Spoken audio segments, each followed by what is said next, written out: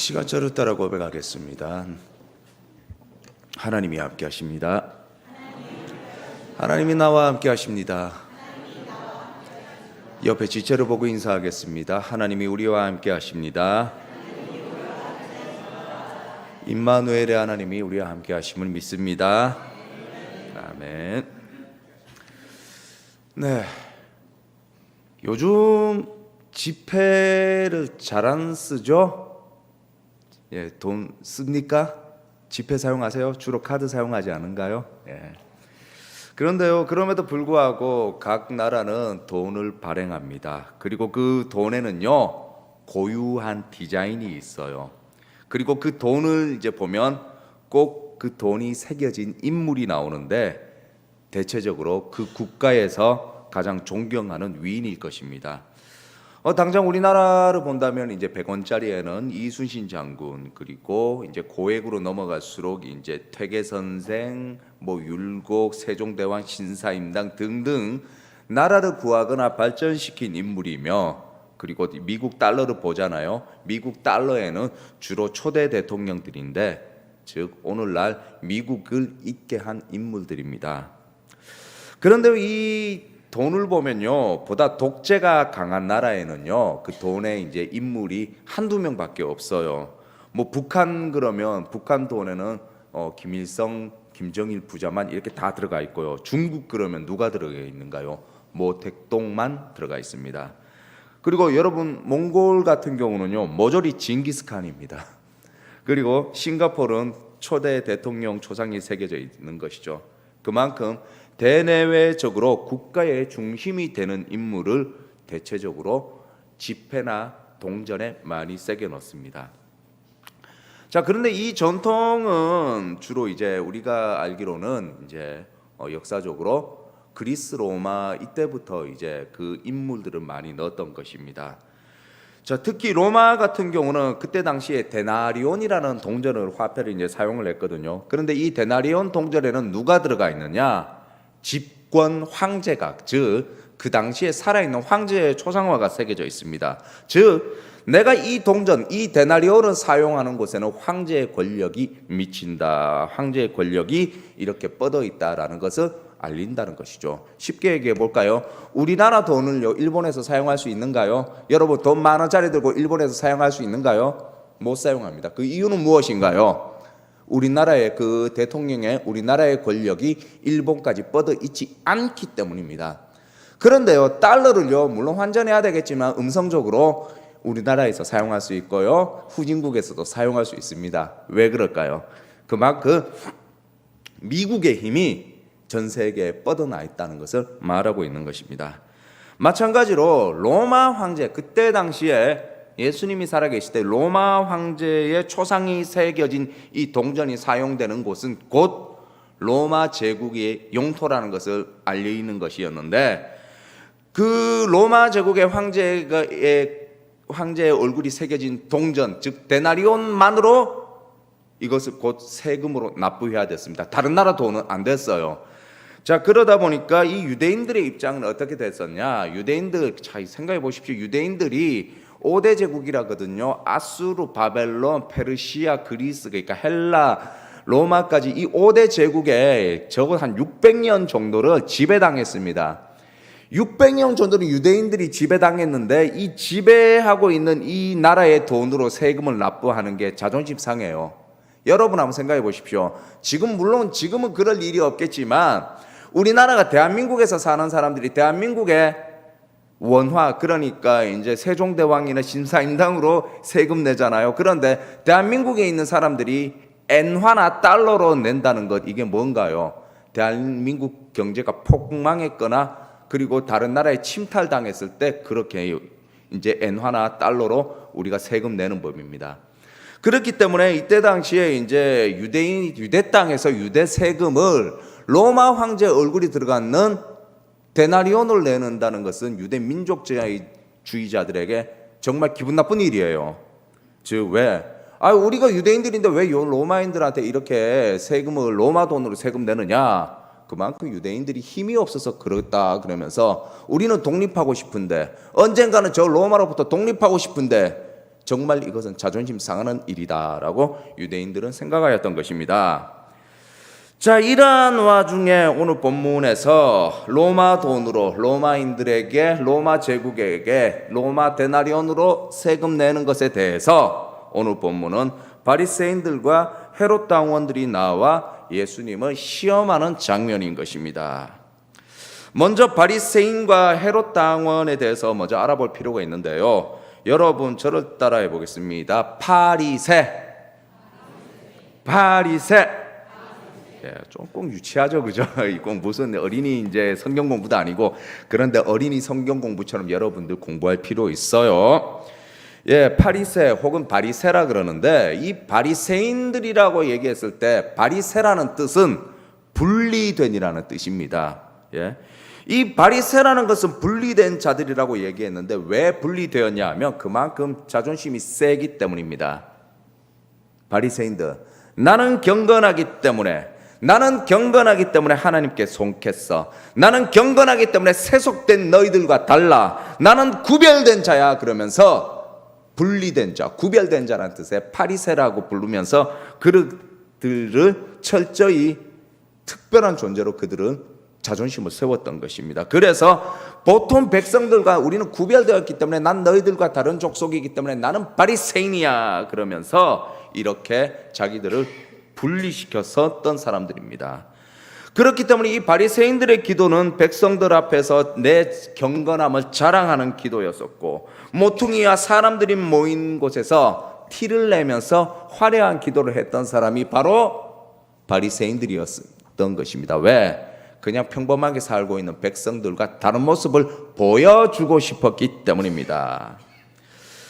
그리고 또한 이제 이 바리새인들, 그러니까 분리된 자들이라 그랬는데 좀 전에 이 사람들의 정치 성향은 언젠가는 로마 식민 지배에서 민족주의 노선을 지키면서 메시아를 기다리면서 끝까지 로마의 언젠가는 로마로부터 분리될 것이다 라는 이런 정치적인 표방을 가지고 있는 것입니다. 그러니까 오늘날로 얘기하면 민주당 그러면 이제 민족주의, 그러니까 대한민국에 이제 우리끼리 뭐 이런 쪽으로 가 있고, 또 이제 뭐 국민의힘 그러면 약간 이제 보수라 그러지만 이제 경제 발전 뭐 이렇게 이제 서로 슬로건이 있듯이 바리새인들 그러면 정치적으로는 이제 민족주의 노선이 강했습니다. 근데 반면에 오늘 본문에는 이제 또 헤롯 당원이 나왔거든요. 이 헤롯 당원은 또 누구냐? 이 사람들은요, 로마 정부가 임명한 괴뢰 정권이 헤롯 가문을 지지하는 친헤롯주의자들이었습니다. 즉, 이 사람들은 헤롯 당원 따라해 보겠습니다. 헤롯 당원, 친로마주의자.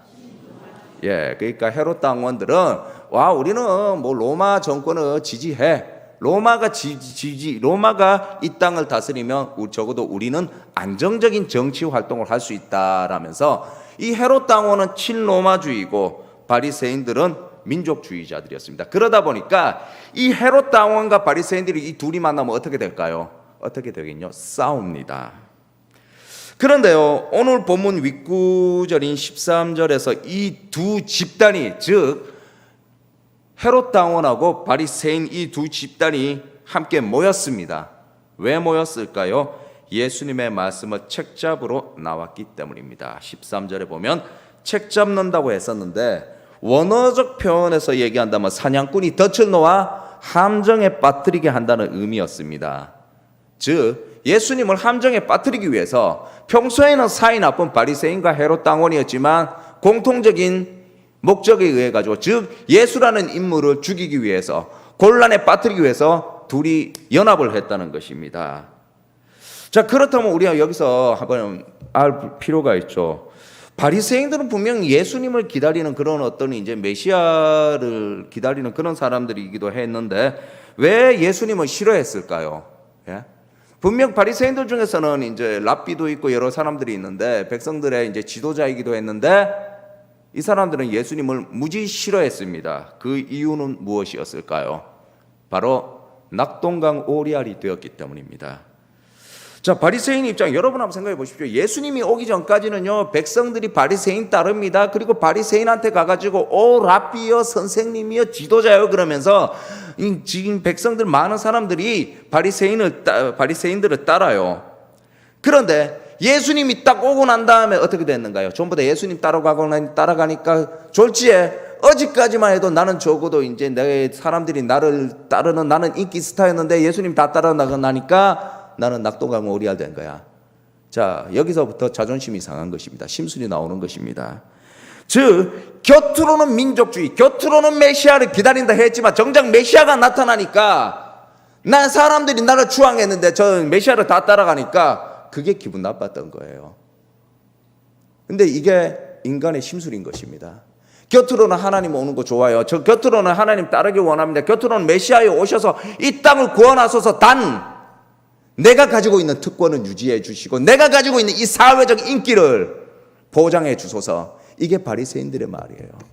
그런데 정작 백성들이 다 예수님 따르고 나니까 그동안 메시아를 기다린다, 메시아로 오시옵소서 그랬는데 저자를 죽여서라도 메시아인데 메시아가 아니라고 거짓말을 해서라도 백성들의 관심을 돌리고 싶었습니다. 왜? 그 사람들 앞에 추앙받는 그 추앙이 즐겁고 그 추앙이 정말 좋았기 때문입니다.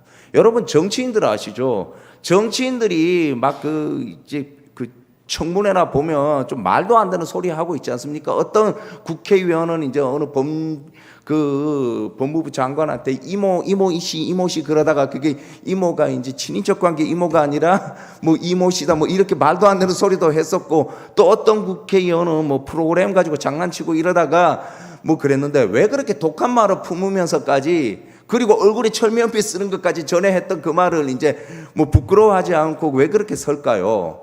사람들한테 내가 독한 말을 해서라도 내 자신을 각인시키고 싶기 때문입니다.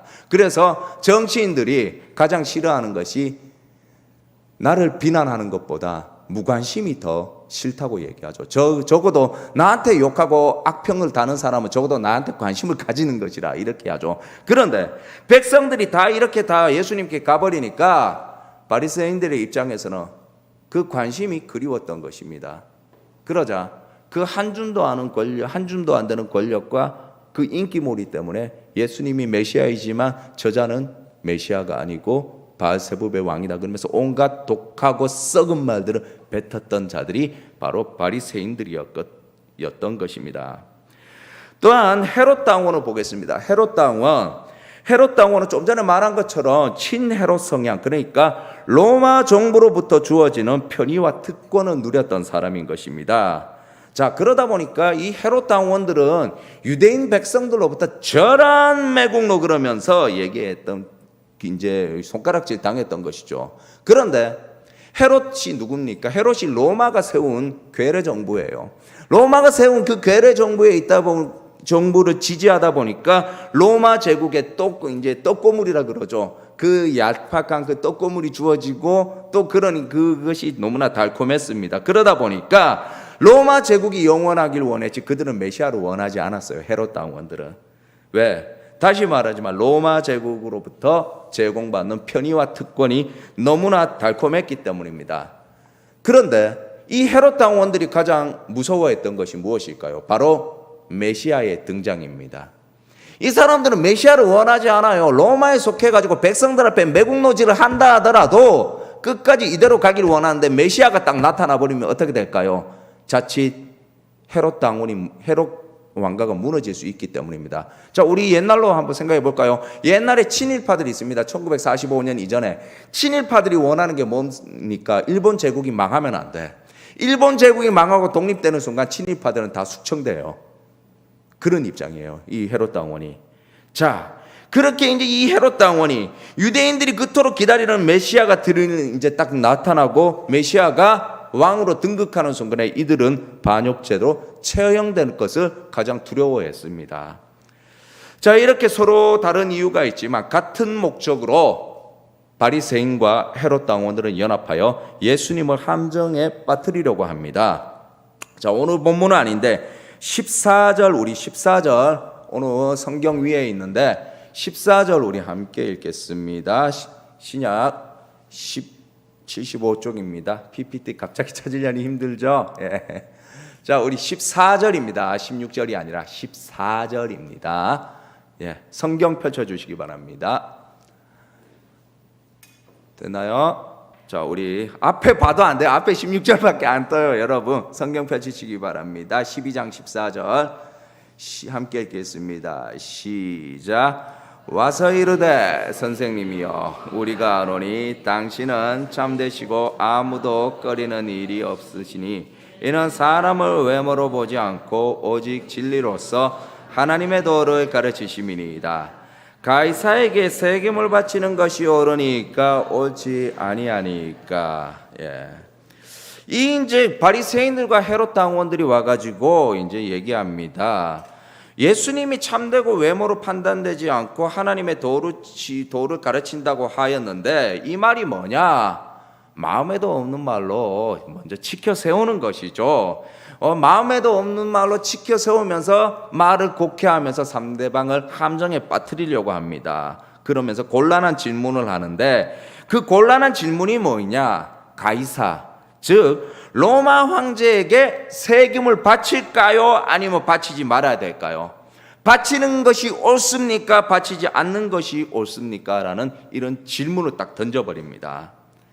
자, 이 질문이요 상당히 교활한 질문인데 민족주의자인 바리새인과 친로마 계열인 헤롯 당원 사이에서 어떠한 대답을 한다 하더라도 함정에 빠지는 질문입니다. 즉 예수께서 로마의 세금을 바쳐서는 안 된다고 말하면 이거는 뭐냐? 로마 정부의 반기를 드는 이거 로마 황제를 모욕하고 대역죄에 해당하는 범죄가 되어버립니다. 그렇게 예수님을 고발할 수 있는 거예요. 또한 반면에 예수께서 로마의 세금을 바쳐야 된다고 말한다면 이건 유대인들에게 비난을 받아요. 그러면서 이제 얘기하는 게 뭐냐? 로마 황제 즉 가이사에게 세금을 바치는 것이 옳으니까 아니면 바치지 않는 것이 옳으니까 이렇게 이중적인 함정으로 딱 들어옵니다. 그런데 이 질문에 예수께서 간단한 명료하게 대답하십니다. 오늘 17절인데요. 17절 PPT 되는가요? 함께 읽겠습니다. 시작. 하나님의 것은 하나님께 바치 그들이 예수께서 아주 정확하게 얘기해 버립니다. 가이사에게 것은 가이사에게, 하나님의 것은 하나님께 바치라고 하십니다. 자, 여기에서 이제 가이사의 것은 가이사에게, 하나님의 것은 하나님께 바치라는 것은 이게 두 가지 뜻이 있습니다. 첫 번째 믿음의 선택이에요. 믿음의 선택. 앞서 말한 바 이게 데나리온, 그러니까 로마 그때 당시에 쓰여지는 이 한 데나리온에는 로마 황제의 초상이 새겨져 있는데 그 초상의 주변에 로마 라틴어로 되는 문구가 있습니다. 그 문구는 뭐냐? 티베리우스 시저 신성한 아우구스투스의 아들이라고 했습니다. 즉 여기서 신성하다는 의미는 로마 황제는 신과 같은 위엄을 지녔고 종교적으로도 경외해야 되는 자를 뜻합니다. 그래서 티베리우스 황제 시대에는 제우스 형상보다 황제들의 형상이 훨씬 더 신성하기도 하게 여겨지기도 했었죠. 자, 이때 당시에 황제의 초상이 그려진 데나리온이 어느 정도로 신성하게 여겨졌냐 하면 어떤 주인이 단지 티베리우스의 형상이 새겨진 은화를 소지하고 있던 노예, 그러니까 종을 때렸다는 이유로 황제에 대해서 불경죄를 저질렀다고 역고소를 당했던 것입니다. 즉 또한 데나리온 화폐 뒤에는 로마 여신의 형상도 있었는데 이게 진짜 여신의 형상도 있었고 로마 황제를 신성케 하다 보니까 유대인들에게서 데나리온을 사용한다는 것은 이것은 정치적 매국 행위뿐 아니라 하나님 앞에서 우상 숭배로도 여겨졌던 것입니다. 이러한 가운데서 예수께서 가이사의 것은 가이사에게, 하나님의 것은 하나님에게 바쳐라고 하시는데 이것은 뭐냐? 따라해 보겠습니다. 신앙적 결단. 다시 신앙적 결단. 이게 뭐냐 하면 선택적 기로해가지고, 그러니까 우리가 무언가를 선택하고 결단을 내려야 될 때 너희 중에 가이사에게, 시저에게 은혜를 입었냐? 그리고 그렇다면 가이사에게 가라. 그리고 너희가 하나님께 은혜를 입었냐? 그렇다면 하나님께 온전히 숭배하라라는 둘 중에 신앙적 선택을 하라는, 그 믿음의 선택을 하라는 충고라는 것이죠. 자, 이 말씀은 우리가 우상을 선택하든지 하나님을 선택하든지 예수님이 그냥 니네들 둘 중 뭐 이제 하나님도 섬기고 우상도 섬겨도 돼, 이거를 인정한다는 말이 아니에요. 너희들의 마음에 확실한 믿음의 결단을 가져라. 예? 오늘 하나님 섬기고 이따 예배 마치고 난 다음에 저기 어디 이제 이단이나 다른 데 가서 섬기는 것을 예수님이 인정하는 것이 아닙니다. 여러분들의 신앙, 우리들의 신앙이 하나님께 속해 있다면 하나님께만 결단하고, 가이사에게 속해 있다면 그쪽으로 가라. 즉 너희네들 확실하게 신앙적으로 결단하라는 뜻입니다. 알겠죠? 이게 참 무서운 말이죠. 예. 하나님 예수님은 니네들 대충 옳고 그러다 이렇게 그냥 좋은 게 좋은 거다 이게 아니에요. 이 말은 너희들 확실하게 신앙적 선택을 하라는 그런 뜻입니다. 여러분 이제 지금은 안 그런데 지금 여기 한 30, 40대 집사님들은 알 것입니다. 어릴 적 주일학교 예배가 그때 몇 시에 있었는가요? 예, 9시 다 아시네. 예. 그런데 꼭 주일 아침 8시 40분에 뭐가 있었냐? MBC나 KBS의 디즈니 만화 영화나 디즈니 TV 만화가 했습니다. 자, 이러다 어린아이 심정에 뭐가 나오냐? 예배를 드리자니 만화 영화가 생각나고 만화 영화를 다 보자니 예배 늦을 것 같고. 자, 그러다가 생각한 결론이 무엇인가요? 만화 영화 다 보고 찬양 끝날 쯤에 전도사님이 설교할 때 들어가자라는 이런 이제 적절한 타협을 어린아이가 합니다. 그러면 이제 만화 영화도 다 보고 예배도 적절히 드린 것이니 괜찮을 것이다 라는 이렇게 믿음의 타협이 있는데, 웃지 마세요. 여러분들 다 똑같아요. 왜 그래요? 지금 아닌 것처럼 얘기하고 있어. 예. 자, 이렇게 하다 보니까 이제 나중에 어떻게 되냐? 어렸을 때 이제 예배 드렸다가 이제 예배 늦게 와가지고 전도사님한테 꿀밤 맞았던 기억이 납니다. 마찬가지로 어린아이가 만화와 예배를 두고 고민하듯이 여러분들 가운데서도 우리들의 신앙을 흔드는 요소 많아요. 특히 주일날 아침에 등산, 동호회, 친목회, 우리 주변에 우리로 하여금 주일 예배 빠지도록 유혹하는 것이 많이 있습니다. 그리고 그러한 유혹 속에서 우리는 믿음의 결단이 필요한데 적절히 타협할지도 몰라요. 그냥 일부 예배 드리고 갈까? 아니 갔다 와서 오후 예배 드리면 되겠지. 이런 식으로 타협하는데, 그런데 하나님은 우리에게 얘기합니다. 가이사의 것은 가이사에게, 하나님의 것은 하나님께. 니네들이 주일날 예배드릴 주체가 있다면 정확하게 판단해라. 이걸 하나님께서 말하는 거예요. 그래서 우리의 믿음이 주 예수님을 향하고 우리 은총이 주 예수님으로부터 말미암았다면 늘 언제나 비록 주일날 재밌는 거 하고 놀러 가자 하더라도 항상 주일 성수하시기 바랍니다. 네. 두 번째로 가이사의 것은 가이사에게, 하나님의 것은 하나님께 바치라고 하신 것인데, 이것은 하나님 앞에 믿음으로 설 것과 동시에 세속 사회에 대한 소임과 의무로 다할 것을 말하고 있는 것입니다. 자, 이게 뭐냐? 자, 따라해 볼까요? 하나님 앞에서도 열심히, 세상에서도 열심히. 예.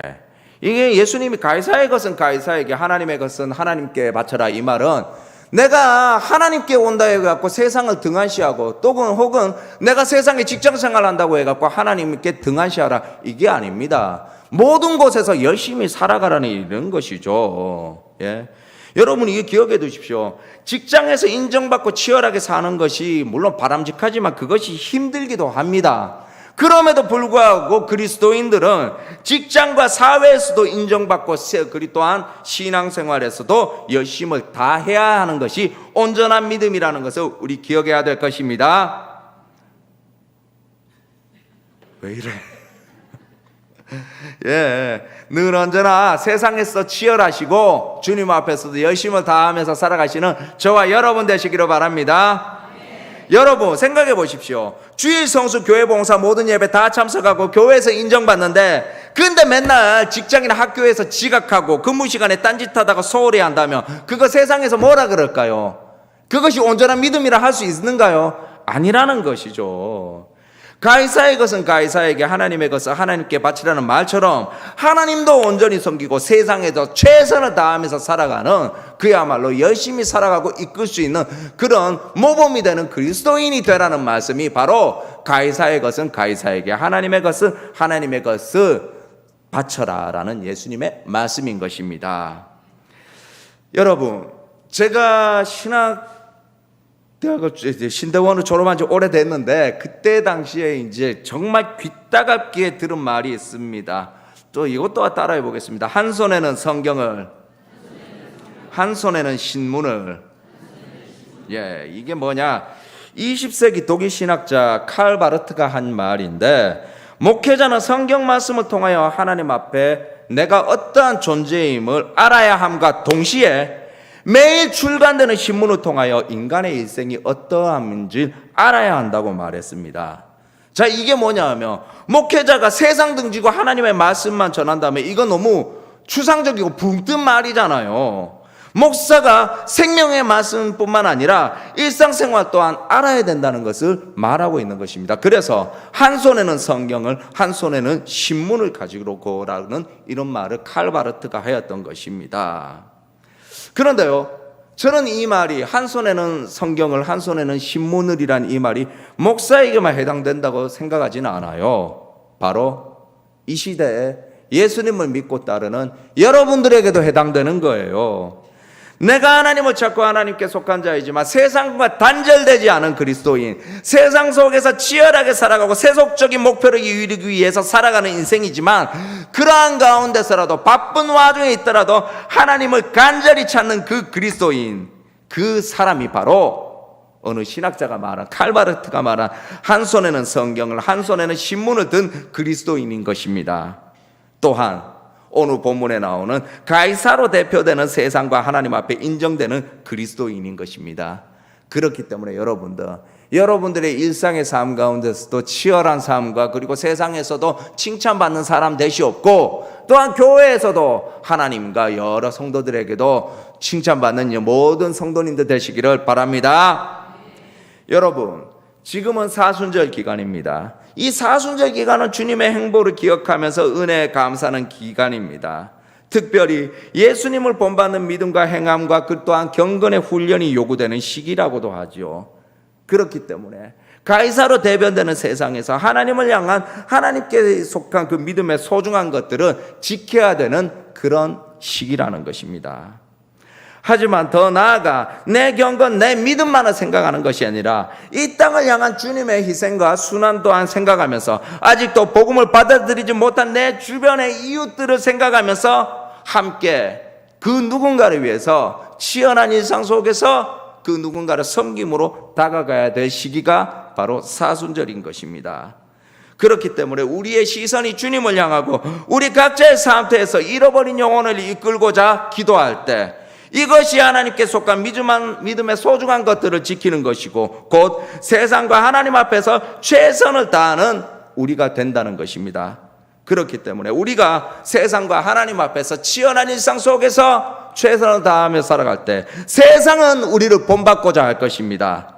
또한 세상은 우리를 따르고자 할 것이며 세상은 교회를 향하여 되돌아올 것입니다. 그렇기에 늘 언제나 주님 앞에서 간절한 마음으로 기도하시고 세상에서도 치열한 이상 속에서 늘 모범을 다하시는 저와 여러분들이 되어야 되겠습니다. 이것이 삶으로 곧 예수님을 증거하는 것입니다.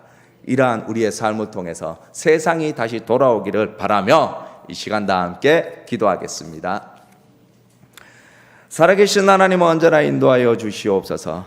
우리 삶과 이 모든 것을 늘 붙들어 주시옵고 주님께로 온전히 다가가며 주님을 향한 그 열정을 포기하지 않게 하옵소서. 그렇다고 해서 세상을 막 살아간다는 것이 아니라 세상에서 인정받고 또한 교회와 주님에게도 인정받는 저희 모든 힘찬 크리스찬이 되게 하여 주시옵고, 저희 모든 영혼들로 말미암아 더욱더 성장하는 이 동성애 가족들이 되게 하옵소서. 감사드리오며 이 모든 말씀 예수님의 이름으로 기도하였습니다.